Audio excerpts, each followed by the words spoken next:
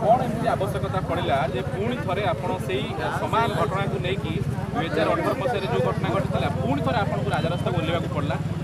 2018 जो कल देथिलु एवं जो सरकार नोटिफिकेशन जारी कले पेंशन को राइस बेसिस पेंशन मानिया सरकार धोखा देले ताको कालिया योजना तो टाणी नेले एवं से कालिया योजना भी सब चाषी को मिल पारला ना तो से आउ थे अंटा भिड़चु 2018 पर 19 जो कल देथिलु से कोरोना आसीगला 20-21 गला तेणु 2022 अक्टोबर में गोटे बड़ लड़ाई हम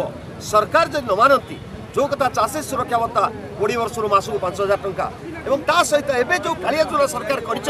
प्रकृत में जो चाषी मैंने अच्छे चिन्हट कर न दिखती ता सहित लक्ष लक्ष क्विंटाल धान नष्ट होगा एवं बिक्री पारा नहीं तार व्यवस्था न करती ता सहित एवं जो इलेक्ट्रिसिटी को टाटा नापर जो दरात्मक चली चाषी चाषी को इलेक्ट्रिसिटी फ्री करा जाऊ नचेत टाटा कंपनी से हटि जाऊ ये सब जिनस को लेकिन आगामी अक्टोबर में 5 लाख चाषी राजरास्ता पर ओह्लैबे सरकार मानिबे तो सबक शिखिबे।